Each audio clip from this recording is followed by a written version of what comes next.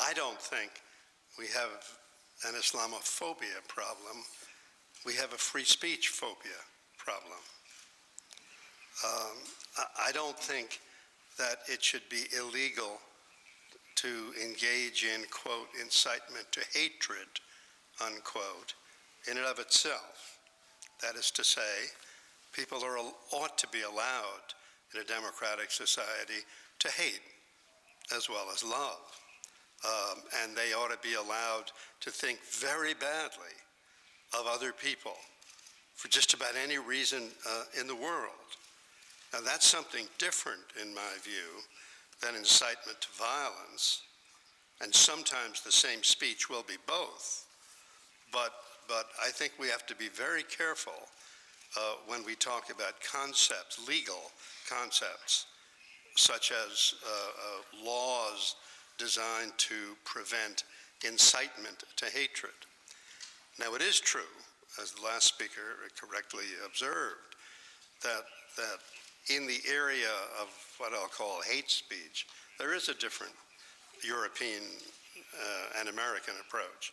Indeed, there is a uniquely American approach, which is shared nowhere else in the world, so far as I know, in terms of the degree of protection we afford to, quote, hate speech as well as other speech. When President Carter signed the International Covenant on Civil and Political Rights, he annexed a reservation saying that this would not give authority to any state or the federal government to pass any law inconsistent with the Bill of Rights, which is a way of saying in polite diplomatic language, thanks but no thanks. We'll do our best, but we're not going to pass laws aimed at speech in this area. Now, one line on why I think we think about this a little bit differently. First, or two lines. First, we do have a different history. Europe has been ravaged by the results of certain types of speech. And Europeans, much more than Americans, saw that speech when it was being voiced and understood and understand the potential dangers of it. From an American perspective, I think we are more concerned not about taking away someone's right to say something interesting. We're more concerned about giving the government the power to do it.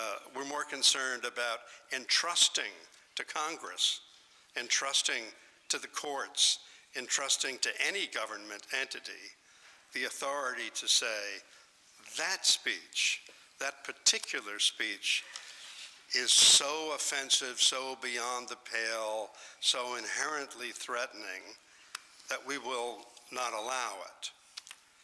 I mean, from my own view, we allow the protection of hate speech, as in the Skokie case, not because we think the speech has any value at all. It is not valuable, and it is, to some degree, dangerous. We don't want government involved, though, in the decision-making process about what's valuable, what's dangerous, how to strike a proper balance. So, sure, on the outskirts, we will say, yes, incitement to violence with the intent that there be violence and the likelihood that there'll be violence, sure, in that sort of case, we'll say it can be banned. But just about nowhere else.